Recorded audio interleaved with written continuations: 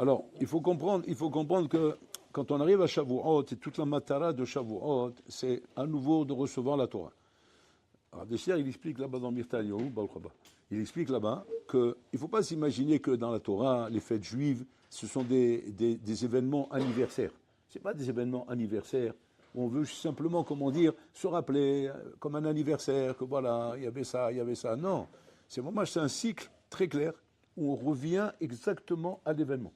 On se remet devant l'événement, c'est-à-dire on revient devant le mont Sinaï où on est censé recevoir la Torah, où il va falloir se dire Naaseh Venishma, et que c'est grâce à ça que tu vas recevoir la Torah, et que Boron va te donner cette Torah, et lui va te donner mais la même Torah, la Mousrel, que si c'est pas Hachem qui t'apprend la Torah, tu la comprendras jamais, tu l'auras jamais, tu n'auras rien de cette Torah. La Torah, c'est pas des mathématiques ou des sciences ou des études roulées où ça dépend de tes kishronos, ça dépend de tes trucs. On peut avoir l'impression à un moment donné chez Akol Talou Bikishronot chez l'Adam. On peut avoir cette impression, mais c'est pas comme ça que ça marche. La Torah d'Hachem, elle n'est pas Talou de kishronot, elle est Talou de Ratson. Et quand le bon Ratson, même s'il n'a aucun kishronot, on a vu Rabotai, des bonhommes décollés sans aucun kisharon. Et on a vu des bonhommes Rabotai déraillés avec toutes les kishronos du monde. Donc ça veut dire que c'est pas là-dessus que ça joue. Tout joue par rapport au fait que maintenant que Hachem noten lecha et Torah. C'est une Kabbalah. Hachem noten Torah l'Am Israël. Moshe kibel Torah misinaï, Masal Yeshua, v'choulé. C'est une massoret Rabotai de maître à élève où chacun il reçoit la Torah de son maître. Et Akash Baruch Hu est là pour t'apprendre cette Torah. Donc, quand on arrive à Shavuot, l'enjeu est très grand. C'est un enjeu qui se renouvelle tous les ans. Tous les ans, le même enjeu. De savoir maintenant, est-ce que tu vas recevoir la Torah? C'est pas automatique que tu reçois la Torah. La Torah, tu ne peux pas la recevoir si tu la veux pas. Si tu la veux pas, c'est Hachem il va savoir si tu la veux ou tu la veux pas. C'est pas toi. Toi, tu crois, oui, bien sûr, je la veux. Ouais, mais bon, alors là, il sait voir. Belev et Klayot, si tu veux sa Torah. Comme une femme est prête à se marier avec un homme quand elle voit qu'il la veut. Mais si elle sent qu'il la veut pas, elle ne veut pas se marier avec lui. Là, c'est pareil. La Torah, c'est comme une femme. Elle est d'accord de se marier avec quelqu'un du moment où elle sent que le bonhomme la veut. Alors, quand elle sent que le bonhomme la veut, comme c'est marqué dans le Zohar HaKadosh, que la Torah, comme la fille d'Akadosh Baruch Hu, il bat l'itranel l'Akadosh Baruch Hu, il mitranenet l'Akadosh Baruch Hu, je t'en supplie, bon, l'Orlam, ce khatan me plaît, aide-le à me comprendre, aide-le à se marier avec moi.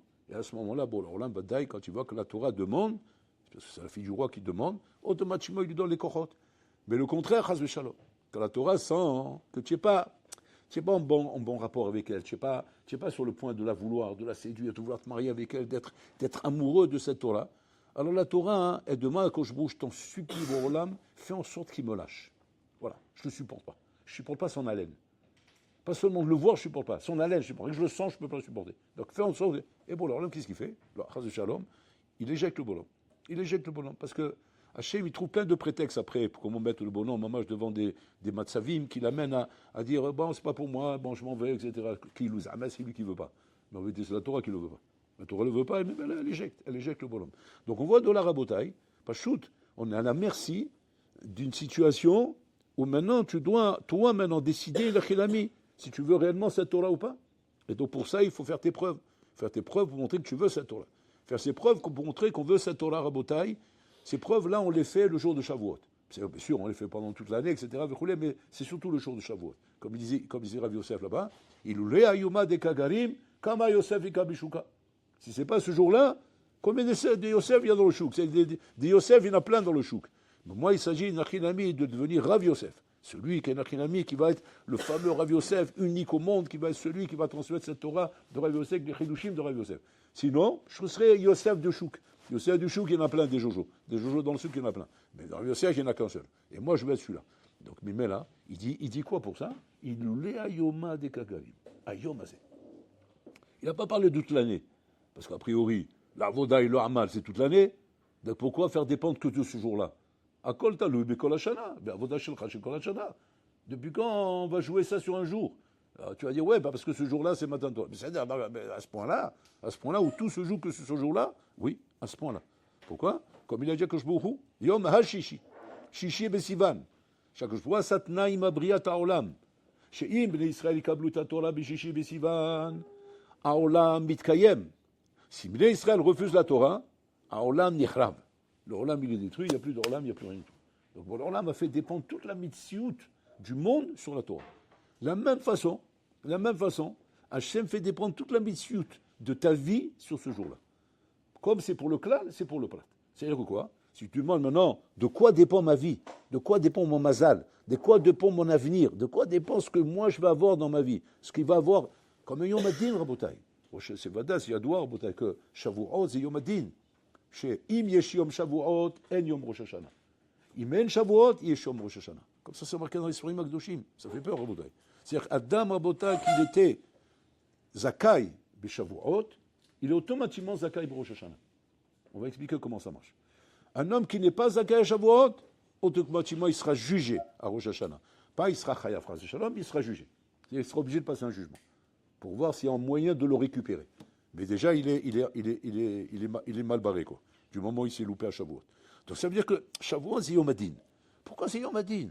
Alors, il y a Rosh Hashanah pour Yom Adin. Non, tu as raison qu'il y a Rosh Hashanah. Mais étant donné que le Olam dépend de la Torah, dépend de Kabbalat Torah, mis à part le Heshbon qu'il y a, du Yom Adin de Rosh Hashanah qui est un Heshbon par rapport au fait que tu as pu faire des erreurs, il faut faire tchouva, ok? Mais maintenant, on parle maintenant de la mitzvah bichla, du kiyum ha'olam. On ne parle pas maintenant de tchouva, pas tchouva. On parle maintenant chasser bekiyum ha'olam. Comme un bonhomme maintenant, une fois que le bonhomme ne peut plus exister, maintenant il est en train de parler, maintenant, mais attendez, mais je vais faire tchouva. Je dis, oui, mais Habibi, c'est trop tard, l'avion il est parti, ça y est, je vais faire tchouva. Il fallait penser avant. Ça. Maintenant, ça y est, l'avion il a décollé. Il est parti l'avion. Il n'y a plus de tchouva maintenant, c'est fini. Maintenant, ça y est, c'est mort. Il n'y a plus rien. C'est Nigmar, c'est beau. C'est Avar Zmano, Batel Korbano. Le Zman, il est passé, c'est fini. Donc tout se joue à Shavuot, Rabotai. Et ne pas croire que le cycle de l'année, c'est un cycle comme ça, genre désordonné, on passe Shavuot, après on passe à Rosh Hashanah, après Kippour. Non, c'est le Soudan, Rabotai. C'est le Soudan. Et tout l'enjeu de toute l'année, c'est Shavuot. Tout l'enjeu de toute l'année, c'est Shavuot. C'est à Shavuot, et Nachinamit Shemikabel Torah, Zachita Bakol. Baruchaniut, Bakashmiut, Bakol. Si lo kibalta ta Torah, nirshata bakol. C'est pas ksat. C'est olekan. Nirshata bakol. Maintenant, c'est quoi réussir à Shavuot? C'est quoi le pshat? Shavuot, c'est bizarre. C'est un jour très moufchat. Très moufchat dans le sens, c'est un jour, veut rien dire. Je prends le niveau Seder du Yom, parce qu'il n'y a pas un programme précis de ce jour-là. Il n'y a pas un programme. À Pessah, on sait ce qu'on doit faire. On va arriver à Pessah. La maison, déjà, il faut qu'elle soit sans Hametz. Donc, il y a toute une organisation. Après, il va y avoir le Seder. On va s'asseoir sur du Seder. C'est un truc. Ouais. Et après, il y a un Shiva Yemé de Pessah. Avec des tefilot, des nianiv, roulés. On ne mange pas de Hametz. Il y a tout un programme là-bas. Il y a toute une avoda qui est un programme bien posé, que je ne suis pas en train de chercher qu'est-ce que je fais là-bas. On sait ce que tu dois faire là-bas. Soukot, c'est pareil. Il y a Souka, nianiv, roulé. Rosh Hashanah, c'est pareil. Kippour, c'est pareil. Tout est affiché avec un programme bien précis. On ne vient pas à l'improviste. Shavuot, on a l'impression que tout est en stand-by. Regardez bien, qu'est-ce qu'il y a à Shavuot? Tu veux dire que la veillée, on va veiller toute la nuit. C'est un minag, ça. Mais quand on dit, c'est un minag. C'est un minag qu'on veille la nuit.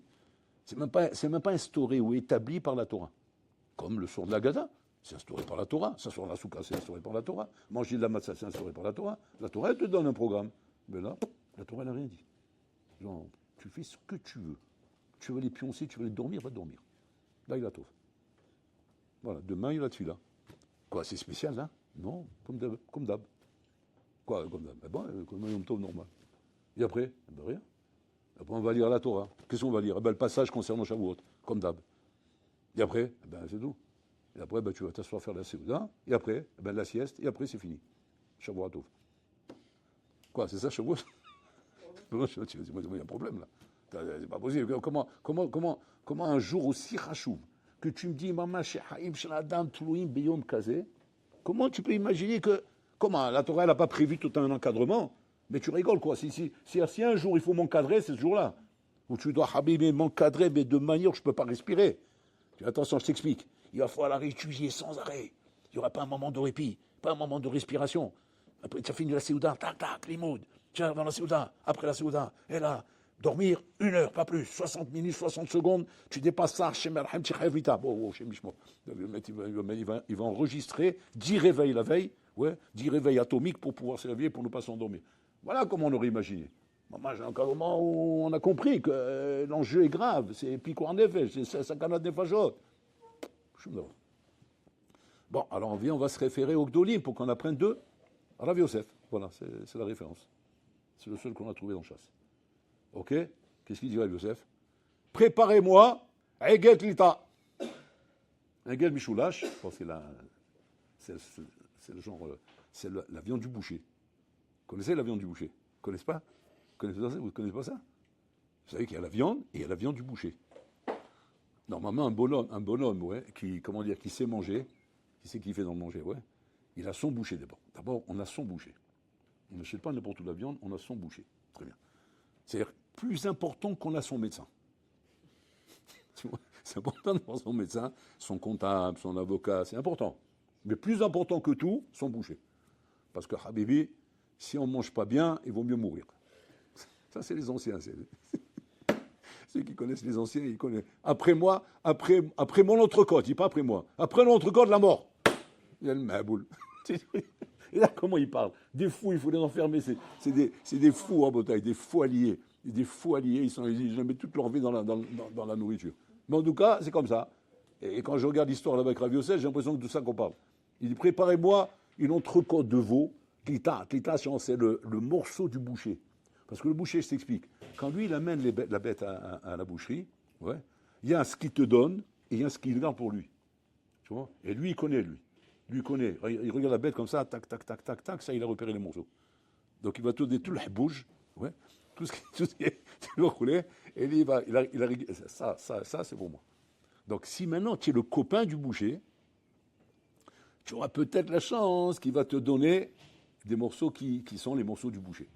Bah, il ne te donnera jamais mais il te donnera. Donc, mais là, tu vas kiffer ta tête.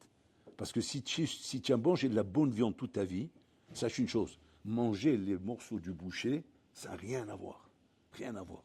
Rien à voir. Moi, j'ai eu ce truc, quand j'étais en France, comme ça, à Villeurbanne, ouais, je me suis tapé un boucher là-bas, comme ça, c'était mon élève, quoi. C'était mon talmide. Alors, tu vois, je ne peux pas mieux placer. Alors il me dit, bon, grave, cherchez pas de boucher, cherchez pas de trucs comme ça, je sais que c'est pas votre truc, vous n'êtes pas là-bas, mais moi, ça va être mon souci. C'était son souci de... j'ai découvert la viande. J'ai découvert la viande, je ne connaissais pas. J'ai découvert les merguez, j'ai découvert la viande, tout ce que vous connaissez, je l'ai découvert, moi. C'est-à-dire, tu m'as dit, quoi, et jusqu'à maintenant, tu ne mangeais pas. Ah non, je ne sais pas ce que c'était, mais ce n'était pas de la viande. Je ne sais pas comment on appelle ça. Mais à mon avis, c'est moutarde bassar vechalav là-bas. Tu peux, pas de problème, tu peux y aller. C'est l'hôtel Tam Livgam. C'est pas Goum, c'est pas. Même la poubelle, c'est du cavote que tu lui fais de la rentrer dans la poubelle. Donc, mais là, par contre, c'est.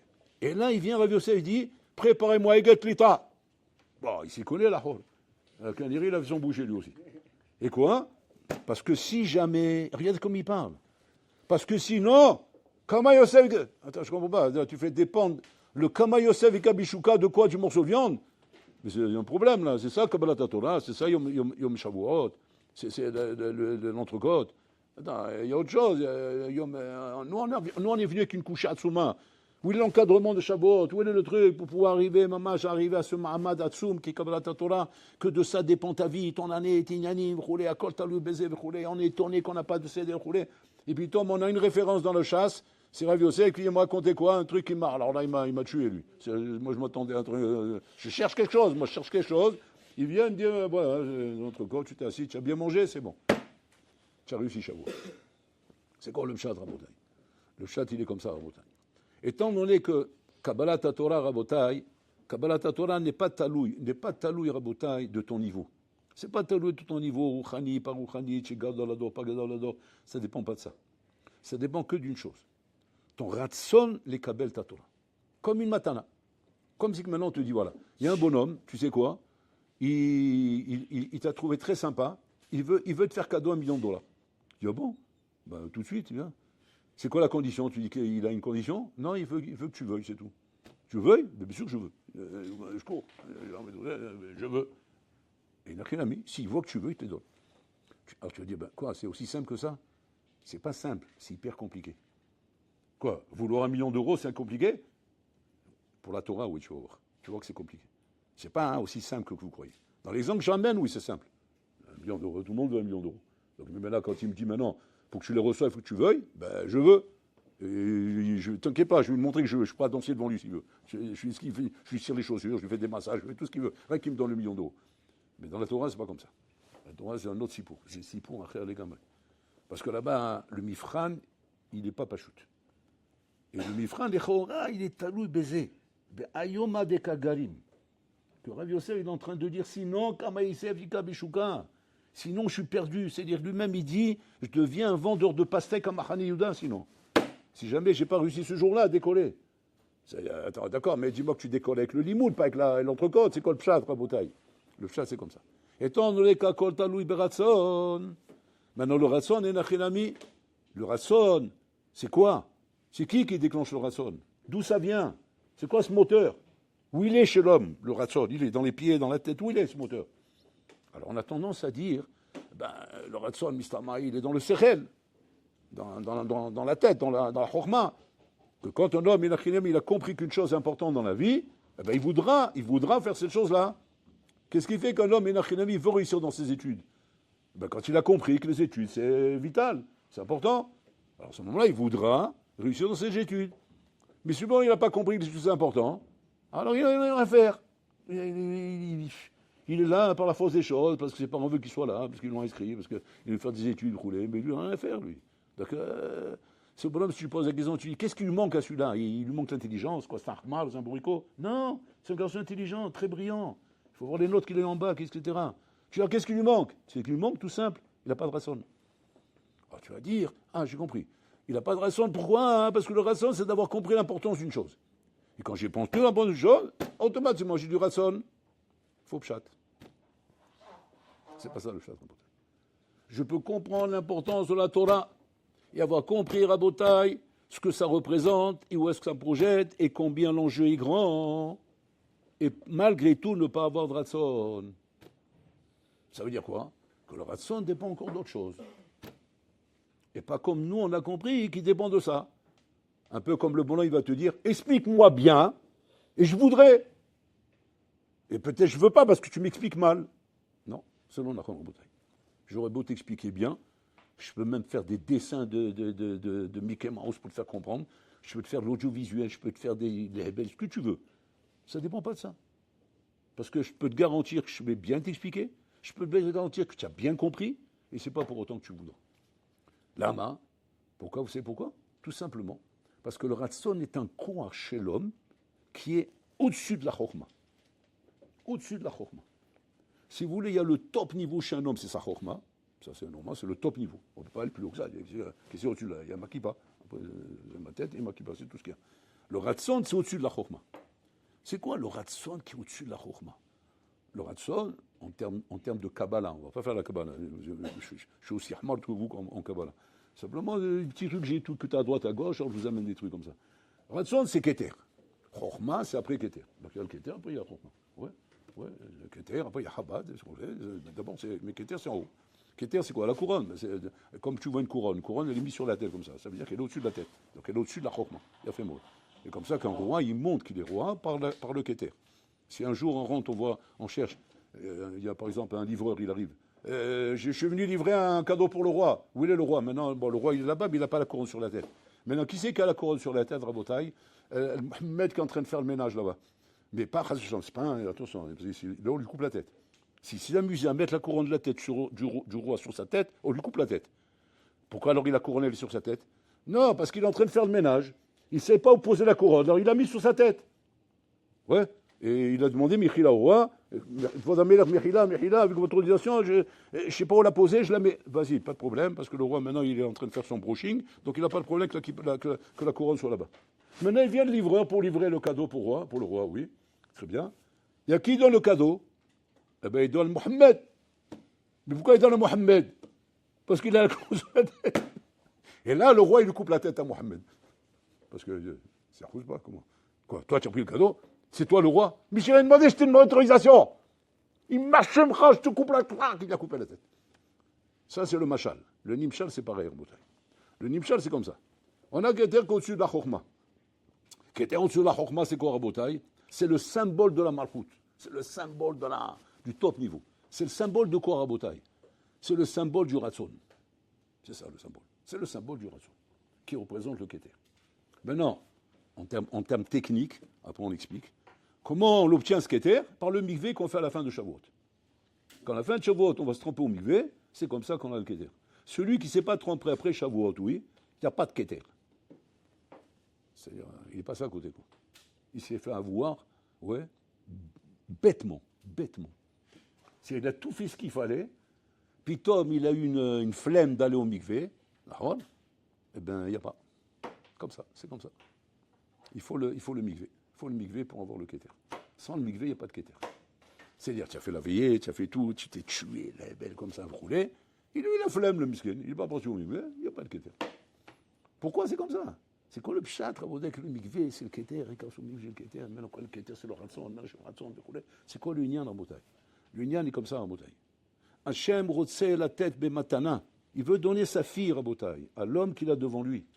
Cet homme qu'il a devant lui, Rabotai, du moment où Hachem va estimer, parce que la Torah aussi va l'estimer, puisque c'est la fille, que ce beau homme, il a cette volonté-là de recevoir la Torah. Il veut cette Torah, Rabotai. Et quand il montre qu'il veut cette Torah, Rabotai, c'est au moment où il va se tromper dans le mikvé, ou là-bas, d'une manière symbolique, ça reste symbolique, on ne rentre pas dans des trucs, genre, Mesgoulot, Walpi, je sais pas quoi. Non, moi je reste simple. D'une manière symbolique, Rabotai, ça représente un achinami, la dvikut bli chatzitza in bol haolam. She'en davar shechotzis beni o bencha. En davar shechotzes beni o bencha. Parce que s'il y a chatzitza, il n'y a pas de mikvé. Il n'y a pas de mikvé, il n'y a pas de keter. Il n'y a pas de keter, il n'y a pas de ratson. Il n'y a pas de ratson, il n'y a pas de Torah. Donc il faut montrer, Rabotai, she'en chatzitza shechotzes benenu. C'est ça l'enjeu de Shavuot. L'enjeu de Shavuot, et c'est ce que Rav Yosef vient dire, donnez-moi ce glat tilta, que je peux exprimer ma joie et ma simcha que j'ai quand je vais maintenant faire ma seuda de Yom Tov, cette simcha tsuma et pinimite que j'ai à l'intérieur de moi, d'avoir le mérite d'être choisi par le roi pour être le khatan de sa fille. Et ça, quand je vais exprimer cette simcha, pas je vais arriver à la seuda, faire un œil comme ça, parce que je viens d'Achor, il y en a qui viennent à la seuda de Shavuot en pyjama. Parce que qu'est-ce qui se passe? Après la veillée, on va faire nasa, on va dormir. Ouais, on a pioncé bien comme il faut. Après, on est un moitié dans le cirage, comme ça, un œil ouvert, un œil fermé. On vient faire la seuda. Alors, bon, on n'a pas toujours la force. Alors, qu'est-ce qu'on fait? On reste en pyjama, avec les babouches, et le tarbouche sur la tête, ou les bonnets de nuit, et on arrive comme ça, et on tape la seuda. Et la baya, c'est quoi? La baya, tu dis, ben, c'est bon, non? Tu rigoles, quoi. Une kala, elle voit son hadan comme ça, elle va dormir. Tu dis quoi? Elle va dormir, c'est mieux pour toi. Je ne veux pas ici. Il faut que tu viennes, mamache, avec la hargasha, le sentiment de dire Iloulé ayoma de kagarim kama fika beshuka. Si c'est pas ce jour-là, combien de Yosef sera y aura dans le chouk? Pour que je sois Rav Yosef, et je sais très bien que tout dépend, inachinami, du siman, du assez mouchia que je vais montrer à Hachem, chez Ani Mishtokek. Et donc, Kedai lecha de donner son ratson. Kedai lecha. Ani Mishtokek, c'est-à-dire, j'aspire à ça. Maintenant, Kedai lecha. Et quand Hachem inachinami, il voit Adam Mishtokek, Rabotai. Il voit Adam Mishtokek qui veut absolument, maman, cet attachement avec Hachem, ce lien avec Hachem, cette ratouna avec Hachem. Asbore Olam notenu et aketer. C'est-à-dire qu'en fait, le ratson de Rabotai, c'est un cadeau. C'est une matana d'Hachem. La chokhma, on l'a. On peut la développer, on peut apprendre, comprendre, mais ça n'engage pas le ratson. Un homme ne fait pas dans la vie ce qu'il comprend. Un homme, il fait ce qu'il veut. Dans la vie, tu fais ce que tu veux, pas ce que tu comprends. Je peux t'expliquer des heures entières l'importance d'étudier la Torah, et jamais tu vas t'asseoir et étudier la Torah. Pourquoi? C'est simple, tu ne veux pas. Mais en vérité, ce n'est pas toi qui ne veux pas. C'est qu'en fait, tu n'as pas reçu en cadeau le ratson. Tu ne l'as pas. Alors qu'est-ce qu'il faut faire? Il y a un jour dans l'année, et là, Habib, attention, ne vous loupez pas. Ne vous loupez pas parce qu'il n'y a que ce jour-là. Après, tu passes à autre chose. Il y a un jour où l'avion il passe une fois dans l'année, c'est un avion spécial. Si tu montes, tu montes pas, tu montes pas. Et que là, tu dois, mamache, comment dire, je dois montrer cet ishtokékout qui va me donner le sroud de recevoir ce ratson d'Hachem. Ve'az, si tu reçois ce ratson d'Hachem, ça y est, tu refais. Toi-même, tu vas sentir, mamache, comment. C'est incroyable, mais vrai, Rabotai. Concrètement, tu vas sentir réellement toute l'année que ce ratson, il est là. Tu l'as, ce ratson. À tel point que tu n'as même pas besoin de chercher des sgoulots ou des naïms, il est là, le ratson. C'est un moteur qui est là. Et dès que je le mets en main, il quart de tout, dans la macom. Il n'y a pas besoin de tirer la voiture, pousser, et venir avec des câbles pour la faire démarrer, etc. Comme un bonhomme qui n'a pas reçu son ratson de Rabotai. Donc, à Kol Talou Be'ayoma.